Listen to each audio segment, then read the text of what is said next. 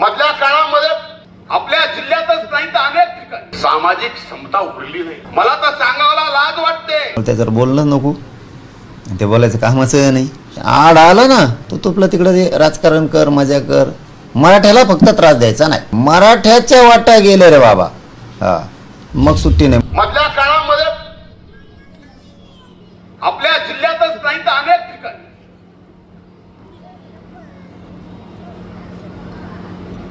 सामाजिक समता उरली नाही.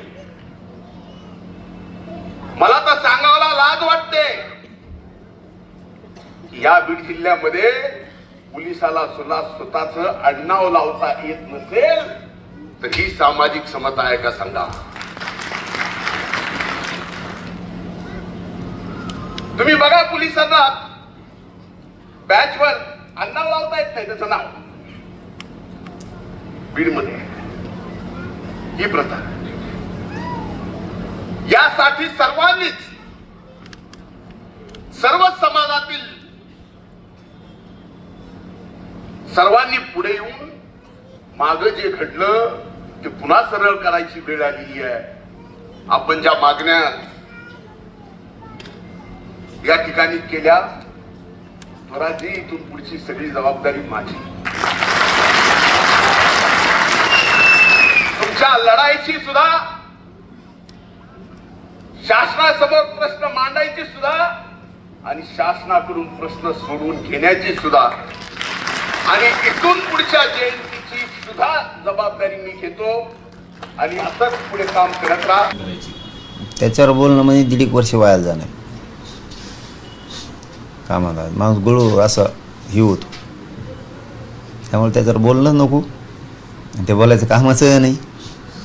ते पण हे आडनाव न लावण्याचे याला जबाबदार कोण आहे त्या घटनेला? कारण त्यानेच सांगितलं ना कोणी. त्यानेच सांगितलं कोणी ती नामुष्की ओढली, त्यांनीच सांगितलं. पण मी त्याच्यावर बोलतच नाही, त्याच्यावर बोलणार नाही. आम्हाला देणं घेणं नाही. आड आलं ना मग सुट्टी नाही. तो तुपलं तिकडं ते राजकारण कर, मजा कर. मराठ्याला फक्त त्रास द्यायचा नाही.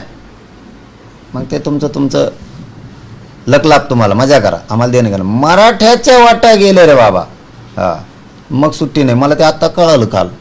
मुंबईत मराठ्याच्या पोरायला कोणी एक जणाने कोणी त्रास दिला. कोण आंबाडी का काय तो रिलायन्सवाला अंबानी. हा त्याच्या सुनानी काय काय म्हणली जाऊन पोरायला काय मी काय म्हणले असं ऐकायला मिळालंय. मला माहित नाही मग आता खरं आहे का खोटं. म्हणले सून का काय कोण काय पोरायला म्हणले असं काहीतरी. जर का ते खरं असलं ना आंबाडी ना अंबानी भाऊ, रिलायन्स नाही फालायन्स नाही, मग जिओ गेले फिओ गेले सगळं. मग तसलं जर काही चाळे केलेले असले ना सून हे म्हणून त्या बॉडीगार्डनी कुठं लोटालोटी किंवा ती बाई तू ती बोलली तर मराठ्याच्या नादी लागायचं नाही. तुला सांगतो हो, ध्यानात ठेवा. आणि ती कोण कोण आणखीन एक पोरगी कोणच्या शर्माच्या याच्यात कॉमेडी करती. कोण कोण शर्मा आहे बेटे मराठ्याच्या पोराला तिला म्हणा त्रास देऊ नको. तुम्ही पाहुणे तर आमची महाराष्ट्रातली जनता मुंबईचे मालक आहे, आम्ही मालक आहेत.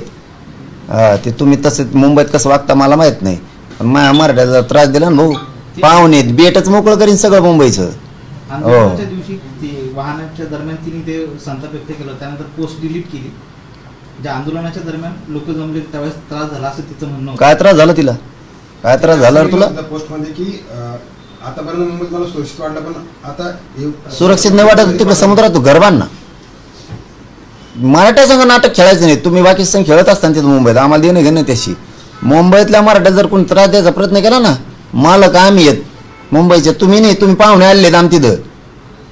नाटकं नाही खेळायचं आमच्या संघ. ते बाकीचे सहन करते. आणि इथं कचकाला अवघड आहे. शर्मा आहे का खर्मा आहे का खोरमा कोण आहे हो, आणि ते दुसरा एक ते आंबाडी का काय अंबानी. ते नाटक करायचं नाही इथं अजिबात. कारण ह्या महाराष्ट्रातली गोरगरीब जनता मुंबईचे मालक आहे. तुम्ही पाहुणे आहेत, असले नाटकं नाही करायचे. मजाने राहा का व्यवसाय करा, मोठे व्हा. पण माया मराठ्याला मुंबईत खुनशीपणा करायचा नाही अजिबात कोणी. तिथं सुट्टी नाही. मी आहे तोवर तर सुट्टी नाही. तुम्ही व्यवसाय करा, मजा करा, सगळे एकत्र राहा, एक जीवन राहा, मराठी माणसं राहा, परप्रांतीय राहा, दलित मुस्लिम राहा, ते तर आमचेच आहेत, इथलीच आहेत. राहिलं परप्रांतीयाचा आणि मुंबईकरांचा विषय, तुम्ही मजेन राहा, एकमेकासंग व्यवसाय करा, मराठ्याला फक्त टार्गेट करायचं नाही तर मी सोडणार नाही. पाटील, तुम्ही दरवेळेस तुमच्या पत्रकारांना सांगतात किंवा पत्रकारांचं फार कौतुक करता, मात्र त्याच पत्रकारावरती तो मुंबईमध्ये एका पोलिसांनी हात उचललेला म्हणजे त्या हात उचलायचे एका पत्रकार. मी नाही बघितलं ते, आधी बघू काय होतं, काही विषयात अच्छा काही विषयात बोललं ना मग असं होतं. हां, माहिती घेऊ आपण, पुन्हा सुरू आपलं. हां, चल, तुम्ही धन्यवाद. व्हॅलिडिटीचा एक मुद्दा तळमळीने मांडताय. संजय शिरसाट तुमच्याकडे आले त्यावेळेस तुम्ही म्हणले की अधिकारी अडवणूक करतायत, तर एखाद्याचं निलंबन झाल्याशिवाय ते वटणीवर येणार नाही. आज तुम्ही 3 दिवसानंतर पुन्हा तेच मुद्दा मांडताय, अजूनही अडवणूक सुरूच आहे का? आणि काय नाही वाटतंय 2-3 दिवसात आता नाही वाटतंय, पण एखाद्या जागेवर काय ती सवय लागली जाऊन काही अधिकारी असतात आता की त्यांना ती पैसे सवय लागली अशी खाली चर्चा. आता आमच्यापर्यंत विषय येत नाही. पैसे घेतले की त्यांना वाटत असं ना, आता इतके प्रमाणपत्र म्हणल्यावर काय झपका सोडायचा त्यांना काय सांगेल नाही. ते आता हे 2-4 दिवसात नाही, जरा गटलं असं पुन्हा आलं मग आता येणे सस्पेंड नाही केलं ना, आम्ही बरोबर करतो त्या अधिकाऱ्याला बी आणि यांना बी, मग दोघाला बी असं करतो. हा ना, मग काय करू आता, ते सांगू कदरलं म्हणल्यावर कारण यांना बोलल्याशिवाय शिरसाट साहेबाला बोलल्याशिवाय ते त्यांना बोलत नाहीत, त्याच्यामुळे मग यांनाच बोलावं लागणार ना. असं आहे. मग आता आम्हाला आमचं काम करून घ्यायचं म्हणलं आणि मग ते शिरसाट साहेब बरोबर नीट करते त्या अधिकाऱ्या. पाटील, तुम्ही तर पुढच्या दौऱ्यात तयारी करता सुट्टी तुमची, मात्र GR त्रुटी करणारे जे काही मराठा बांधव आहेत, जे अभ्यासक आहेत, त्यांची काही मनधरणी झाली का? मला कशावरच बोलायचं नाही. मी मराठवाडा आरक्षणात घातला, पश्चिम महाराष्ट्र घातला, मय गरीब खुश आहेत, मी खुश आहे आणि आम्हीच दोघांनी एकमेकावरच विश्वास ठेवायचा, दुसऱ्यावर ठेवायचा नाही. काय संघर्ष असेल, काय यश असेल, काय अपयश असेल ते आपण आपलंच लढायचं, आपल्याच भाकरी खायचं आणि आपल्याच लेकरं मोठे करायचे.